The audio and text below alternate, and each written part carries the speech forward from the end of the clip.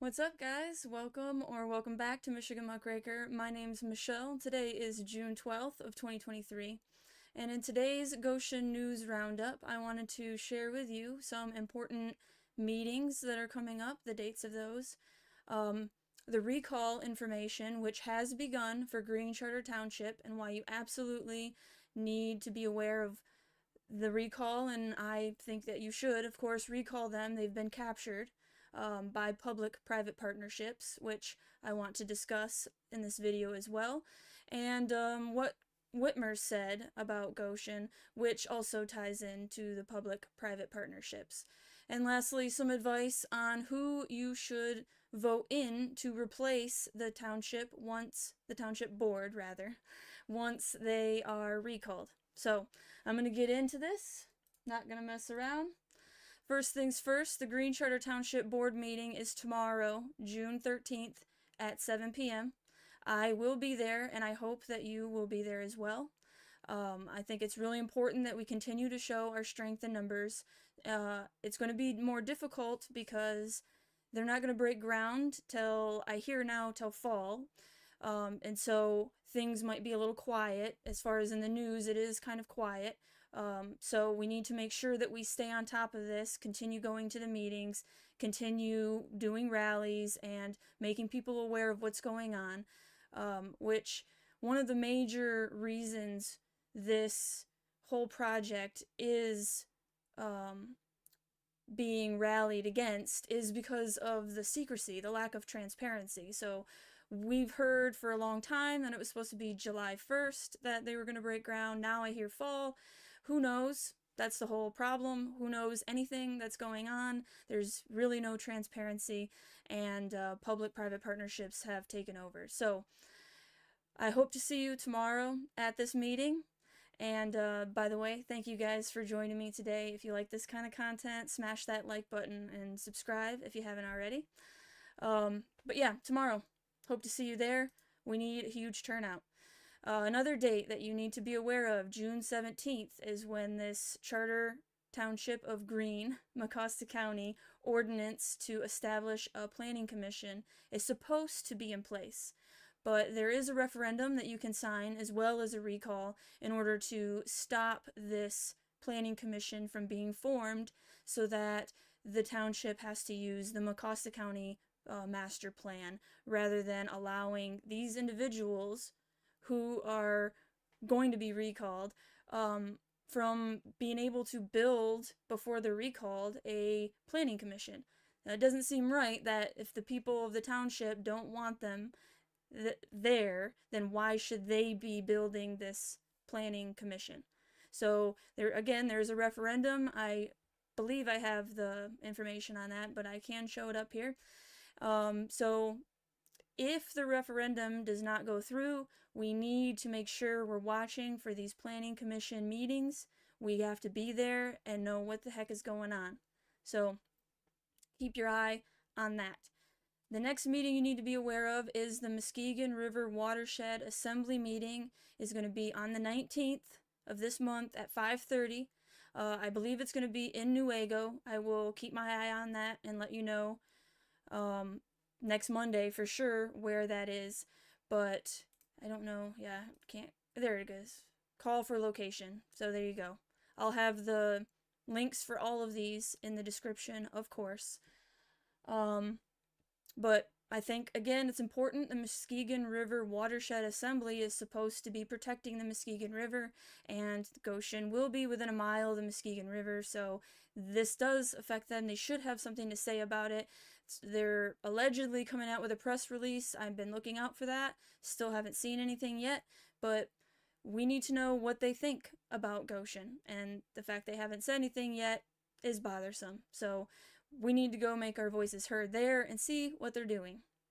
Next up, we have the Michigan Economic Development Corporation. They have a meeting Tuesday, June 27th at 9, I believe. 10 a.m. unless otherwise noted. So make sure you get to that. This is virtual, so you don't have to go to Lansing or Detroit. I'm sure it's Lansing. You don't have to go there. You can do this virtual, so flood that meeting as well. We need to start holding these people accountable. For too long, they've been doing whatever they want, and we haven't been paying attention, and that needs to change, obviously, because they're not doing right by us, the taxpayer. The next date you need to know about is the Michigan Strategic Fund, which is connected to the MEDC. Quentin Messer is in charge of both. No conflict of interest there. That meeting will be July, so not this month, but next month, July 18th at 9 a.m. And it says Kalamazoo, but you can join it virtually via Zoom or by calling. So, again, flood the meetings. Hold them accountable. Next up, I don't know if you ever heard of this. I didn't hear about this until recent research, but the Office of Environmental Justice, Public Advocate. It was created by Whitmer, of course. More government. That's what Whitmer likes. Executive Order 2019-06 to serve as an external and internal advocate and catalyst for ensuring environmental justice, whatever that means, throughout the state. Led by the Environmental Justice Public Advocate, Regina Strong. The office works collaboratively across state government to advance environmental justice and equity in Michigan, as well as addressing environmental justice concerns and complaints. Environmental justice is the equitable treatment and meaningful involvement of all people, regardless of race, color, national origin, ability, or income, and is critical to the development and application of laws, regulations, and policies that affect our environment. So, meaningful involvement. Do you think that we, the people, have had meaningful involvement in these megasite deals in Gotion, Genesee, Marshall?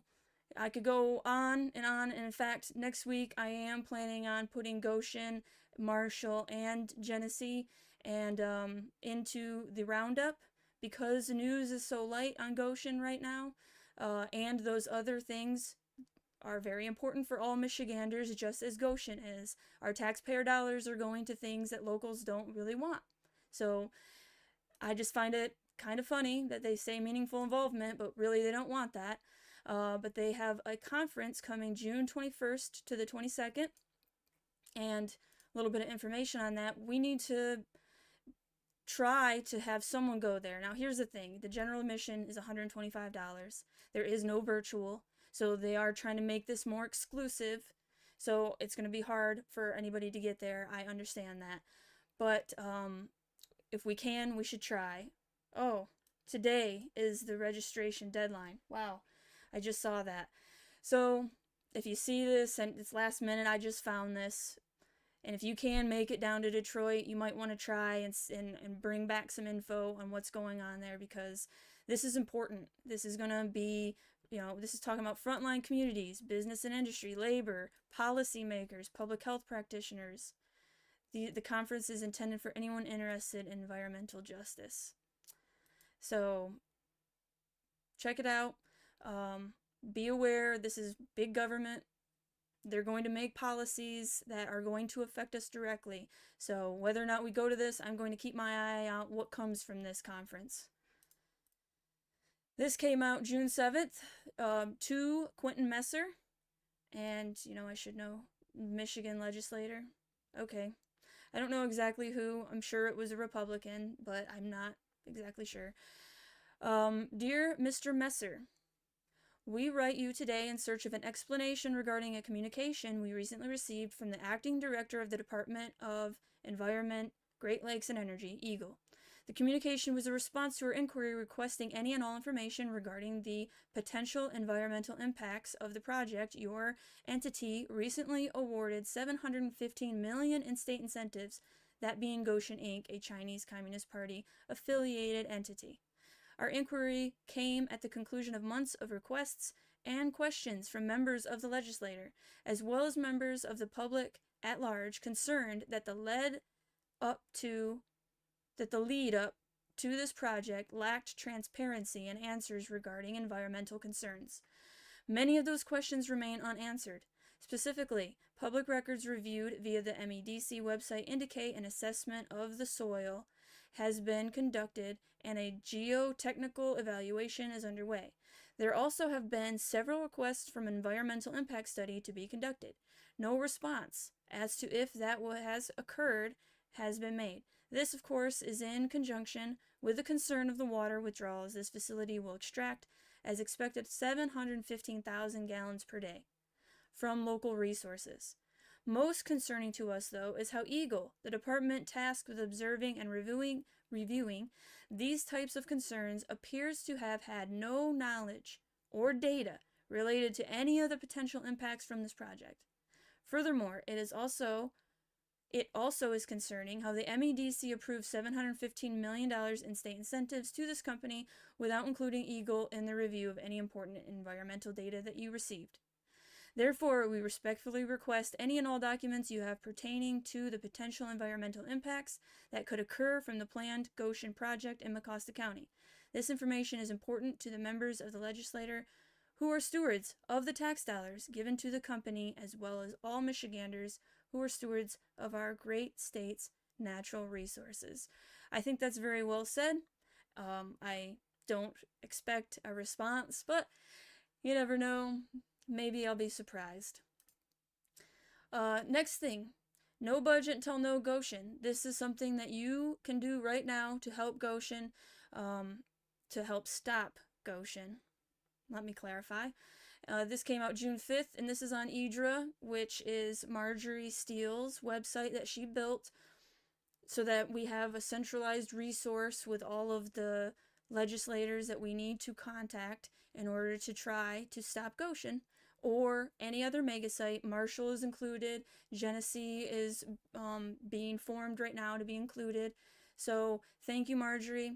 I did an interview with her, and I think it went really well. Marjorie and I don't agree on everything. Spoiler alert, I don't agree with anyone, not even my husband, on everything. I think nuanced thought is a good thing and diversity of thought is a good thing. Somehow, even though Marjorie and I have had completely different life paths, I joined the military, and which is considered more conservative, and she went to a liberal college and now is a liberal arts professor.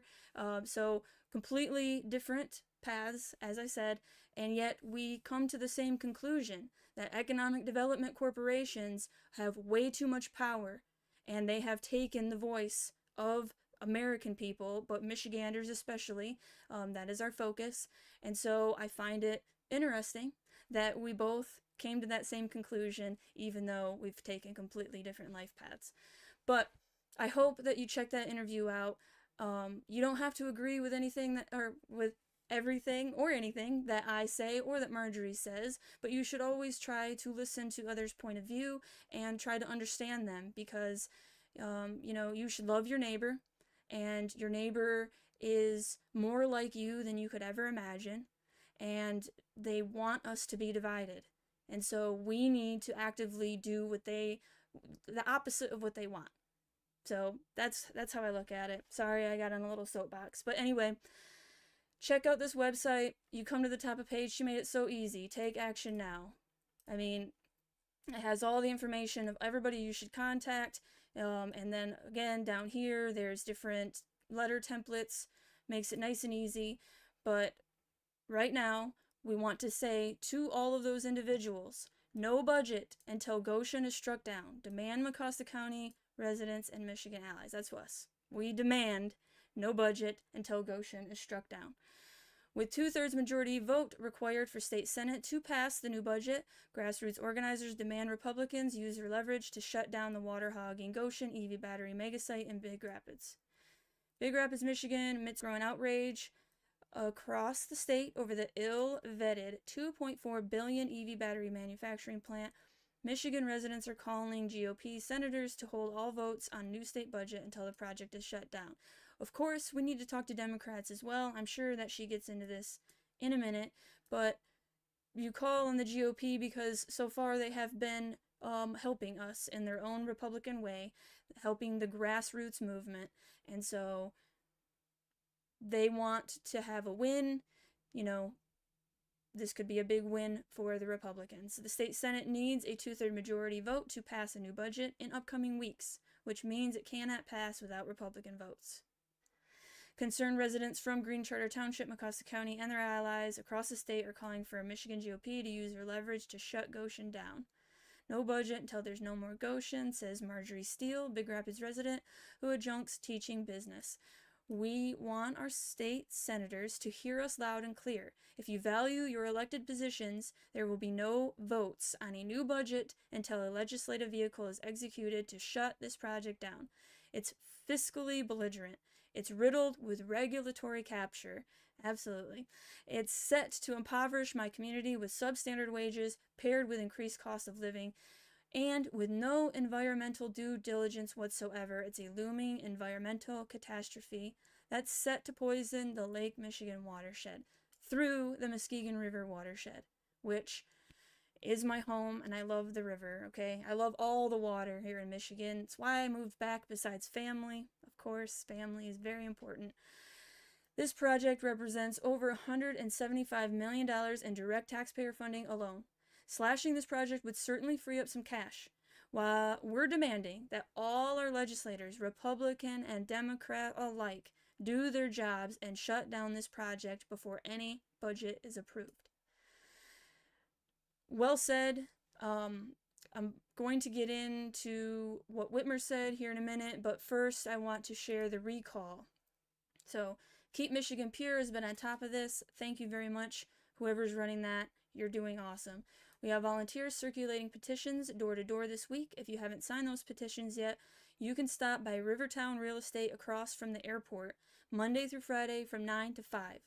They may also have some signs left, $10 each, if you want to put a no Gotion sign in your yard. I have mine, of course. Not in my yard, though. Maybe I should get one and put it in my yard.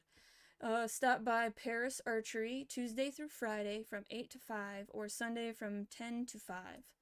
So go sign that recall if you're in Green Charter Township. Again, there is a referendum too.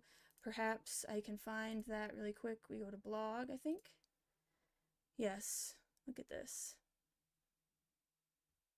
Recalls, board member, and a referendum to put Green Township's new proposed zoning ordinance to a vote. So there you go, there's the referendum.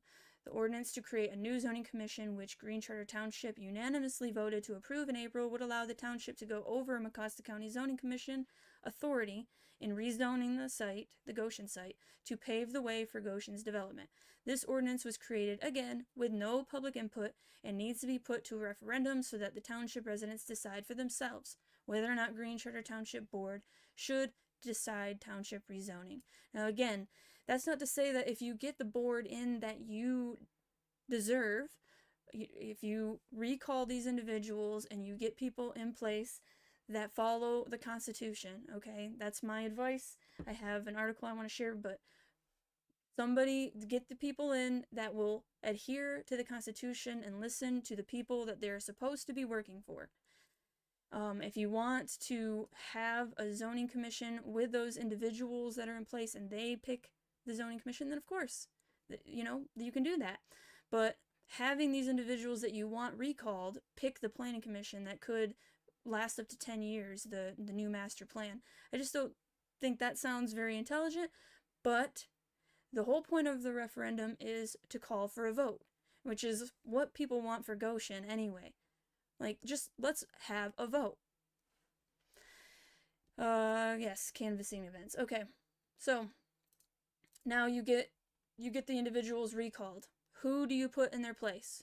And again, they need to understand the Constitution, but I think they also need to understand the doctrine of the lesser magistrates. So, what is that exactly? It teaches that when the superior or higher ranking civil authority makes unjust, immoral law, policy, or court opinion, the lower or lesser ranking civil authority has both the God-given right and duty to refuse obedience to that superior authority, and if necessary, actively resist the superior authority. The doctrine was first formalized by Christian men in, I'm going to butcher that, Magdeburg, Germany in 1550.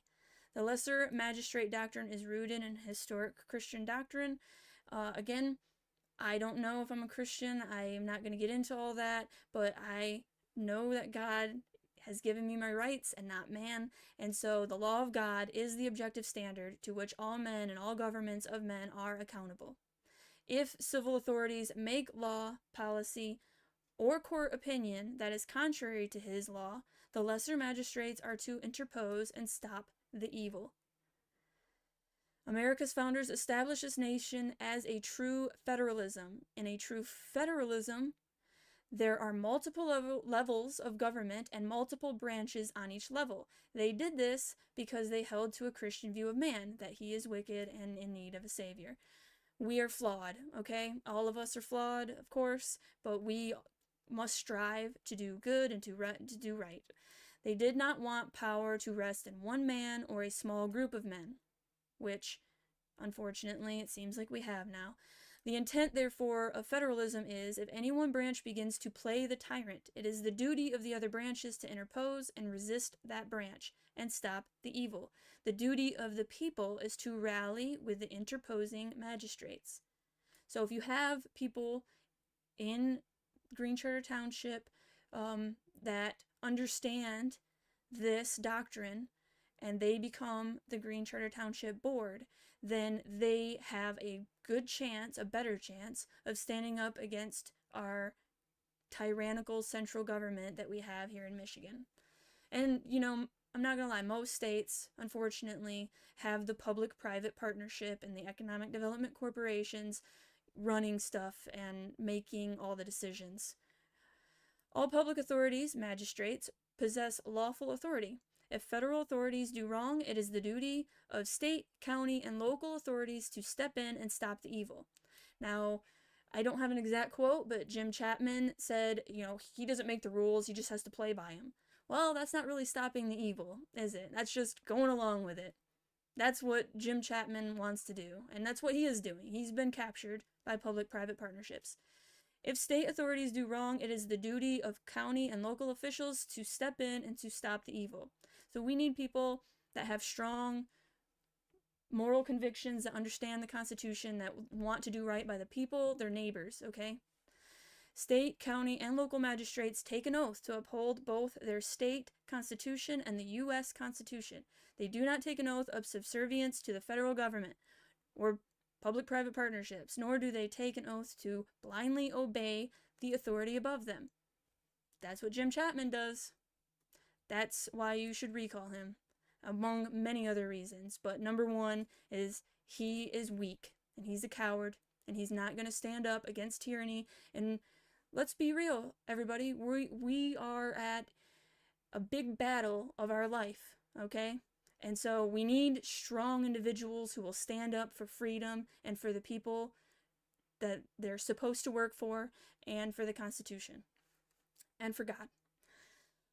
Rather, they take an oath to uphold the constitutions. If, therefore, another authority makes law, policy, or court opinion repugnant to the state or federal constitutions, they should not obey them. You should not obey an unlawful order. God has established 4 realms of government to which he delegates authority. They are self-government, family government, which is obviously under attack.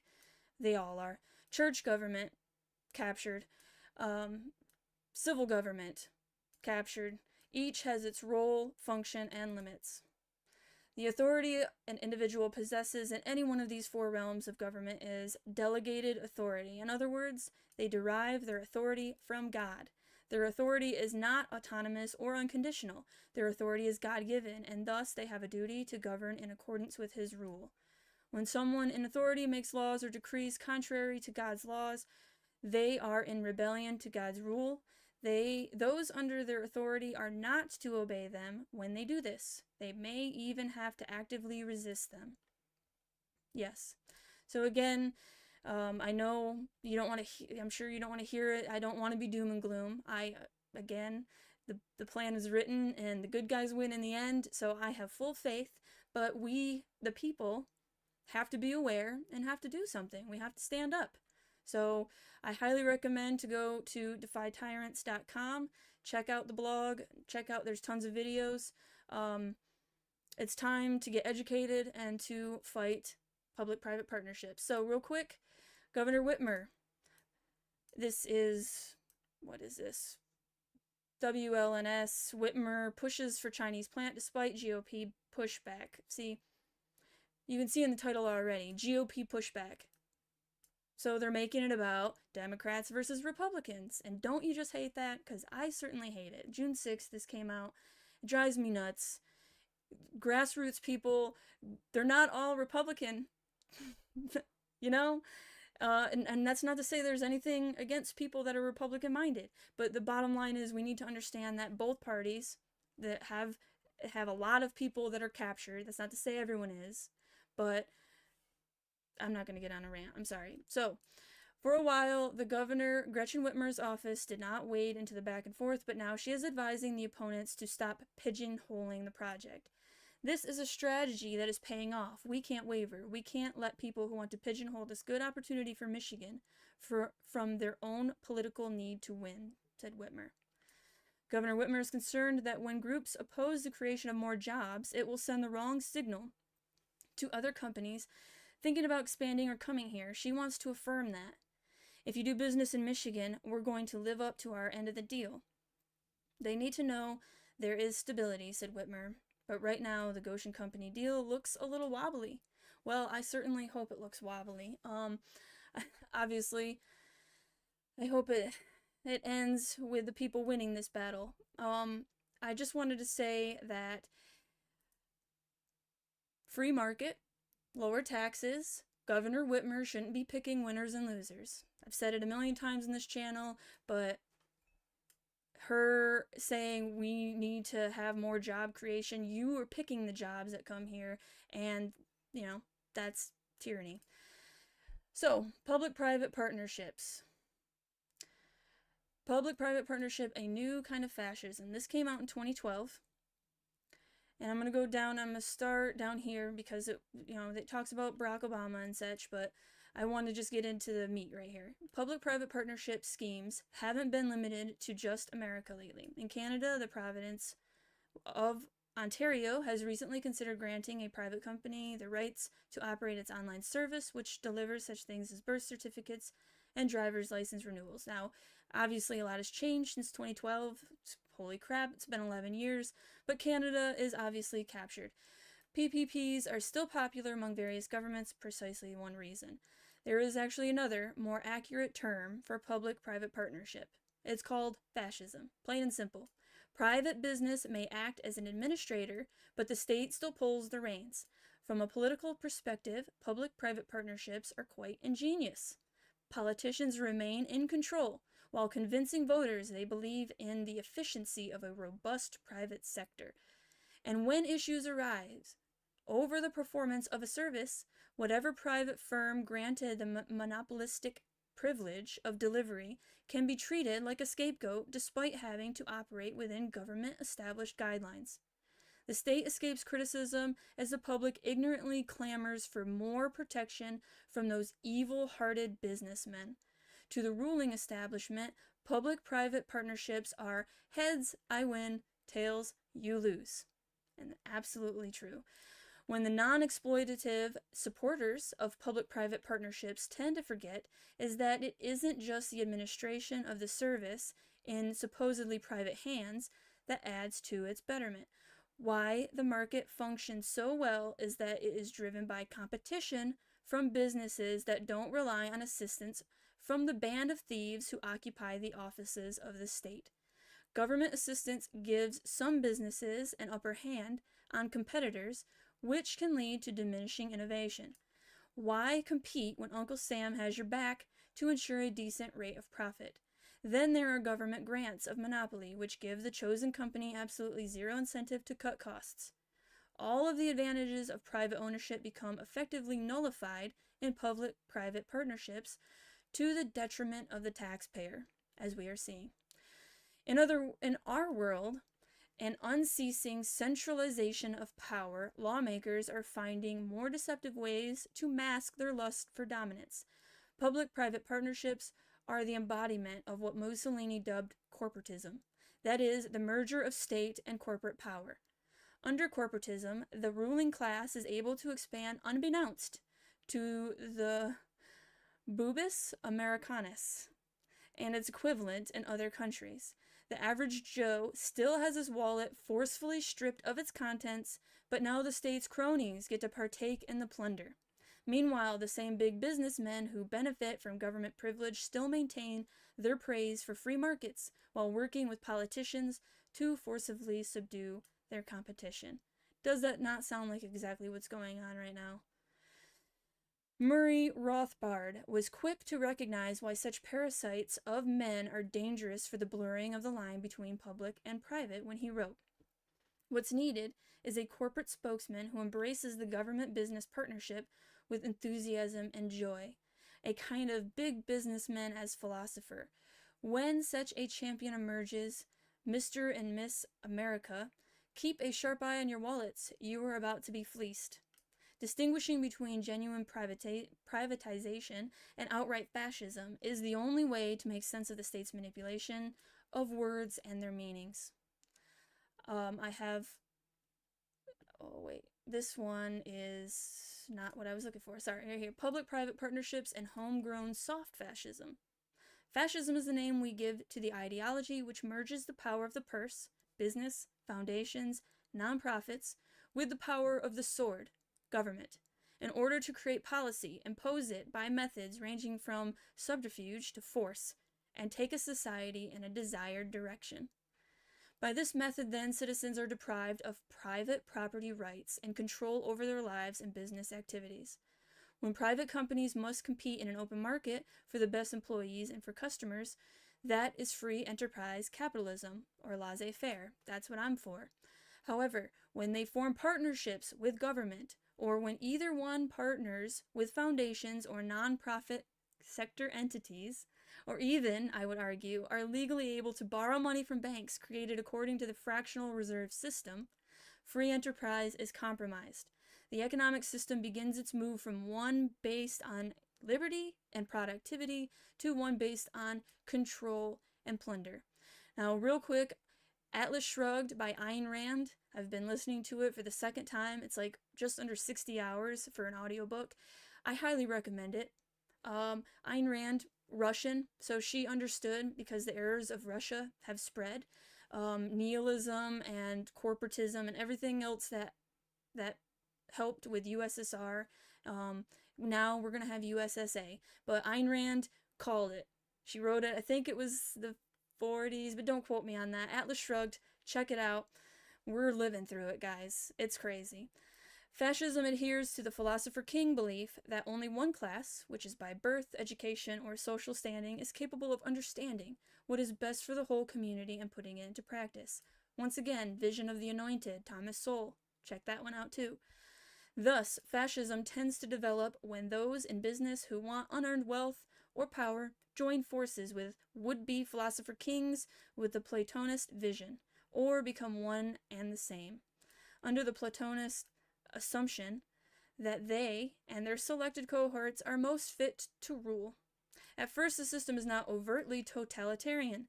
Those with newfound power want as many people as they can to accept their leadership without being forced.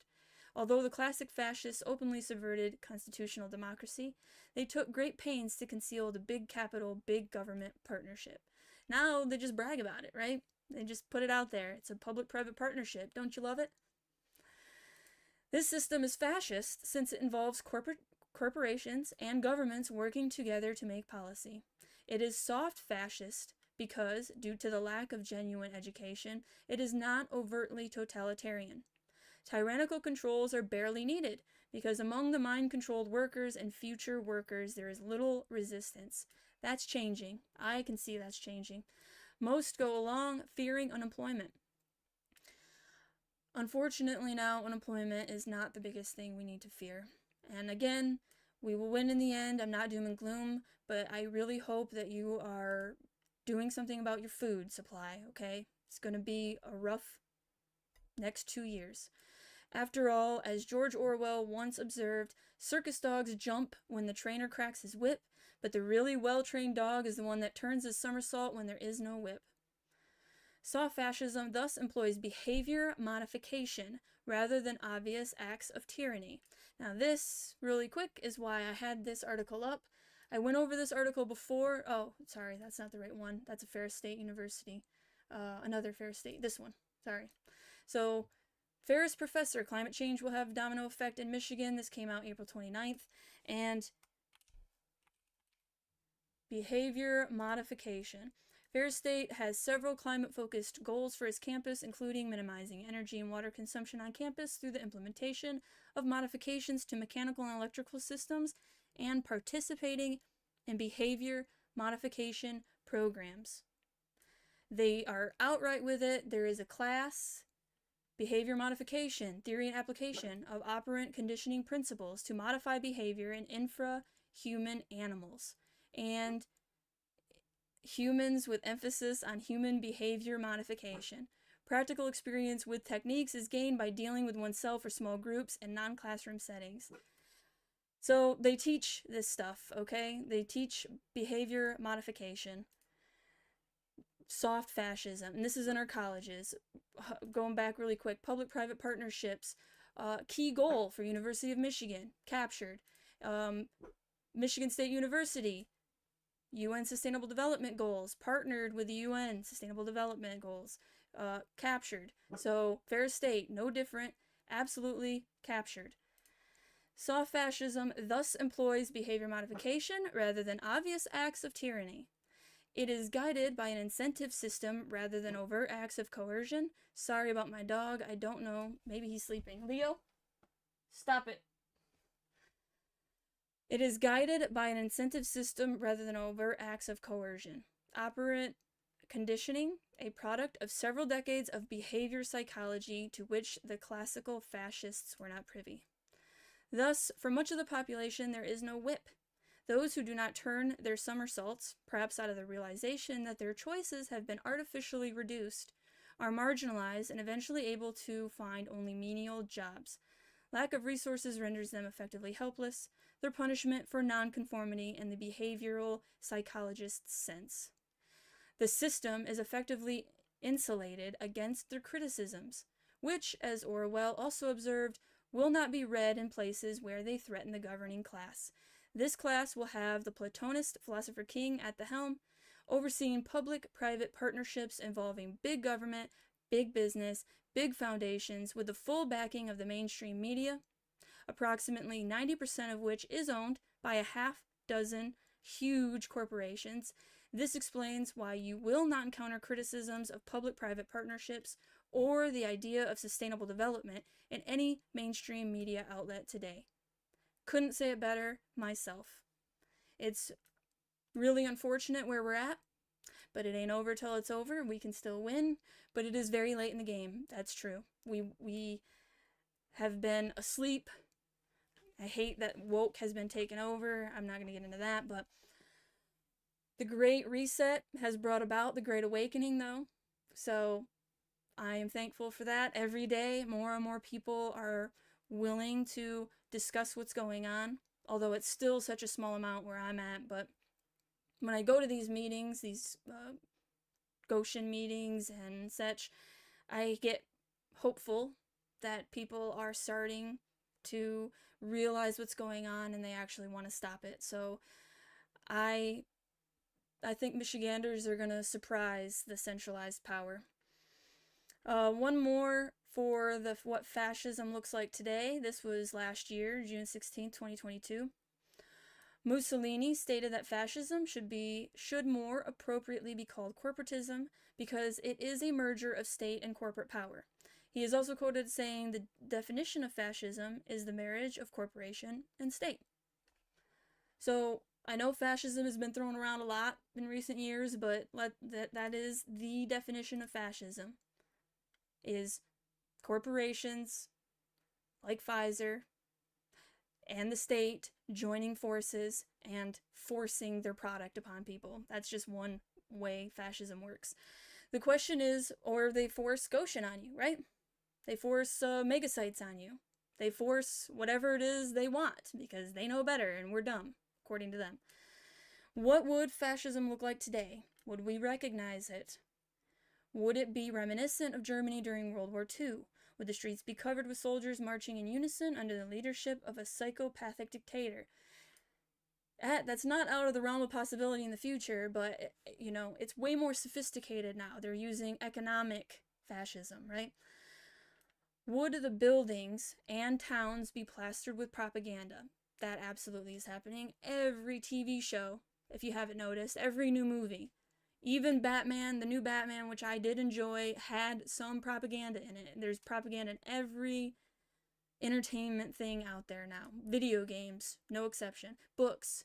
I try not to get books that are written in the last 50, 60 years. Propaganda. There's so much propaganda. Would people be deemed dirty and dangerous as Jewish people and the Roma were during World War II? If you know what happened the last couple of years, there were a group of people that were considered dirty and dangerous. Would they be placed in ghettos and abused, experimented on, worked to death in factories and concentration camps? Or could fascism be stealth? Could it be hidden in plain sight? Could it be sold to the people by manipulated means of offering protection, security, services, justice, and aid? Could people be nudged through propaganda, social media, groupthink, and psychological manipulation to experiment on themselves with new products or alter their thoughts and behaviors in ways previously unimaginable? Could governments today dangerously and even unknowingly introduce industry-driven agendas into legislation and falsely promote public-private partnerships, thus fascism, as the solution to all the world's problems? It seems this is indeed the case. This is currently in play, and humanity is in danger unless we come together and identify the game. And that is why, if Democrat, Republican, Independent, Green, I will talk to anybody. I want to listen to what they have to say. I don't want to argue or try to convince anybody. I want people to question their own beliefs and their ideas. And I, again, want bridges to be built, because your neighbor has more in common with you than Biden, Trump, Clinton, whatever. Like Whitmer, we'll say Whitmer. You know, these people, even the Senate Appropriations Committee, those individuals, you have less in common with them than you do with your neighbor. Your neighbor, whether they're Democrat, Republican, anything else, you need to understand that that is your ally. We need to bridge the gap. We need to start communicating and stop hating each other, because that's what they want. If we think about Mussolini's statements, we can extrapolate this out to the current day, and it becomes blatantly obvious that we live in a fascist country, even a fascist world, in which corporations are utilizing both the media and the government to market products, ensure funding, control thought and societal and cultural norms, and grow and secure industries that are self-serving, take advantage of and actually harm the people, and create monopolies and more concentrated wealth. Government regulation is what creates monopolies. Every time. Because if you think about it, government regulation is just barriers to entry, and that's harder for startups to get over and easier for like Walmart and huge corporations to, yeah, they can eat those costs. Same thing, with minimum wage. Minimum wage, the government shouldn't have any hand in that. It should be between the employer and the employee. Sorry, not going to get on another rant. Historically, this has always been the case. The rich and powerful work to secure and enhance their position. Why would we think it would be any different today? Taking advantage of people, using people for personal gain and resource extraction, and seeking to control and manipulate the people and expand power due to insatiable greed are all absolute constraints throughout history. One final point, what I was going to say, Weebies, a party store in Morley, they won't be able to afford $15, $20 an hour minimum wage. So basically, there just won't be a job available there. So you're pricing out people out of the market. Walmart, they can eat the $15, $20, or rather, they can just put in those self-scanning machines and you work for Walmart. Don't you love that? Yeah. Do we think it just magically or perfectly ended? That time is over, we know better now, people have learned? Or does this evil continue to change form and reinvent itself as the robber barons of the present day relentlessly strive to grow stronger, richer, and more powerful, no matter the cost, no matter how much damage, destruction, and death they may leave in their wake? Unfortunately, this appears to be the case. Today, fascism is often masked behind the buzzwords of justice, innovation, sustainability, protection, equity, and the greater good. Real quick, I knew when I was 12 years old that the greater good was bad. That was an evil phrase, so to speak, because then you can justify anything for the greater good. And what taught me that lesson is Harry Potter. Dumbledore's nemesis. They were best friends. And sorry, I'm getting into Harry Potter, but it really did help me with a lot of different ideas. So he was all about the greater good, Dumbledore's friend when he was a child, and he turned out to do terrible things in the name of greater good. And that's what happens. You can justify, the ends justify the means. That's, anytime you hear the greater good, you have to realize bad, it's bad. All of these are important concepts in their true form, but it is important to acknowledge that fascism is nefariously wrapped in massive propaganda and marketing campaigns, wordplay, thought manipulation, and even more dangerously, legislation. Thus, collusion of government and corporate industries is ultimately predatory and destructive for the people. The sooner we can recognize the situation, the safer humanity will be, and the more of a chance we, the people, have to reclaim our governments and ensure that our elected officials are aware of these threats. So again, Green Shutter Township, you recall this board. You need to get individuals in place that understand what fascism is, public-private partnerships, the Constitution, the Bill of Rights, where our rights come from, God, the doctrine of the lesser magistrate. They need to understand these concepts so that they can defend you against this tyranny. Further, it is urgent that our legislators are dedicated to adamantly and fiercely upholding the constitutional rights, civil liberties, and fundamental human rights of the people, and creating real solutions for the problems we face. It is of paramount importance that legislators today are informed and educated regarding the reality of the fascist corporate agendas. They must be fully prepared to heavily research and identify legislation that enters the State House that is based on industry-driven solutions that feed corporate agendas, political ideologies, and ultimately bring destruction and actual harm to the people, environments, and economy in their self-serving goals for profit and power. No one's going to come save us. We need to save ourselves. And that means we need to be educated, and we need to be open-minded, and even we need to be forgiving, okay, of our neighbors. We need to hold them accountable, but we do need to, again, love our neighbor as ourselves and try to bridge that gap. We need to stop this dividing. At all costs, legislators must ask themselves several critical questions when considering and voting to potentially enact laws and distribute money. These questions include: who wrote this bill and what is the source of this legislation? Who will this legislation ultimately serve? Is it a real solution for Michigan? Will constitutional rights, civil liberties, and fundamental human rights be infringed upon? This is absolutely imperative moving into the next election cycle and for this recall. Will our elected legislators stand up for Michiganders and truly represent and serve the people and our state, not corporate agendas? Excellent article. Again, I'll have it linked. I guess Allison Despathy is who wrote this. I have something to share. This I thought was interesting. So Ferris State selects chair-elect for the Ferris Foundation Board. Now, two people, Dan Eichinger and the president of Ferris State University, Dr. Bill Pink, are both part of the MEDC.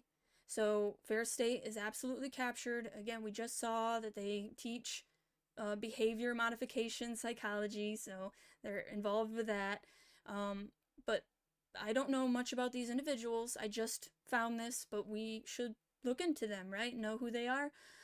Ferris State has announced Arlen Dean Gaddy and Jennifer Cutter as chair and chair-elect, respectively, of the board of directors of the Ferris Foundation. Cutter is involved in a group charged with receiving, investing, and distributing endowment gifts that provide perpetual support for Ferris. So he will be in charge of the money that Whitmer gives to Ferris for all the deals that they do together. The director's mission is generating and managing private support, and Cutter is enthusiastic about the opportunity. So, let's see, Kathy Molness, Vice President for University Advancement and Marketing, Interment Director of Ferris Foundation, expressed her enthusiasm. Okay, exciting time for Ferris State University. Board members, check it out. I will, if I find anything, I will share it, of course, but this just dropped, well, dropped May 9th, so, and I just found it. Updated June 5th, so maybe that's why I thought it was recent. Okay, so I think I had one more article. I apologize. There we go. Economic Fascism, Planned Capitalism. Now, this was written all the way in 1994, y'all. But it's still relevant today. When people hear the word fascism, they naturally think of its ugly racism and anti-Semitism as practiced by the totalitarian regimes of Mussolini and Hitler. But there was also an economic policy component of fascism known in Europe during the 1920s and 30s as corporatism, which is what we got now. That was an essential ingredient of economic totalitarianism as practiced by Mussolini and Hitler. I'm sorry I missed the comment, Truth in Time, and thank you guys all for joining me, by the way. Hopefully I'm providing some value. Fascism has been thrown around a lot recently, but I think it's really important we understand what it really is and how it is everywhere in America, especially here in Michigan. So-called corporatism was adopted in Italy and Germany during the 1930s and was held up as a model by quite a few intellectuals and policymakers in the United States and Europe. A version of economic fascism was in fact adopted in the United States in the 1930s and survives to this day. In the United States, these policies were not called fascism, but planned capitalism. The word fascism may no longer be politically acceptable, but its synonym, industrial policy, is as popular as ever. Few Americans are aware of or can recall how so many Americans and Europeans viewed economic fascism as the wave of the future during the 1930s. The American ambassador to Italy, Richard Child, was so impressed with corporatism that he wrote in the preface to Mussolini's 1928 autobiography that it may be shrewdly forecast that no man will exhibit dimensions of permanent greatness equal to Mussolini. The Deuce is now the greatest figure of this sphere and time. Winston Churchill wrote in 1927 that if I had been an Italian, I am sure I would have been entirely with you, and donned the fascist black shirt. Is there actually a picture? Oh. No, of course not. As late as 1940, Churchill was still describing Mussolini as a great man. U.S. Congressman Sol Bloom, chairman of the House Foreign Relations Committee, said in 1926 that Mussolini will be a great thing not only for Italy, but for all of us if he succeeds. It is his inspiration, his determination, his constant toil that has literally rejuvenated Italy. Can you imagine? Going down here, the state comes before the individual. Webster's new Collegiate? Oh, man. Dictionary. I'm sorry. Defines fascism as a political philosophy, movement, or regime that exalts nation and often race above the individual, and that stands for centralized autocratic government. This stands in stark contrast to the classical liberal idea, which I actually think is a good one, that individuals have natural rights that pre-exist government. That government derives its just powers only through the consent of the governed, and that the principal function of government is to protect the lives, liberties, and properties of its citizens, not to aggrandize the state. Mussolini viewed these liberal ideas as the antithesis of fascism. The fascist conception of life, Mussolini wrote, stresses the importance of the state and accepts the individual only insofar as his interests coincide with the state. It is opposed to classic liberalism, which denied the state in the name of individual. Fascism reasserts the rights of the state as expressing the real essence of the individual. It is so dangerous.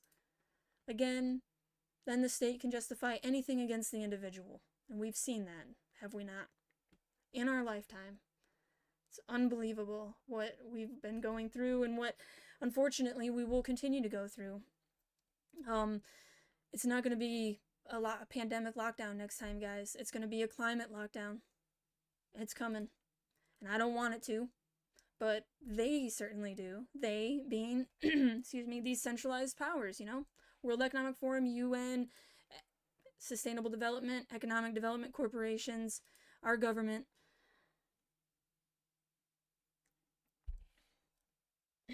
Mussolini thought it was unnatural for government to protect individual rights.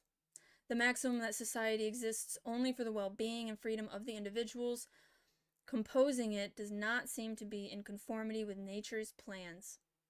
If classical liberalism spells individualism, Mussolini continued, fascism spells government.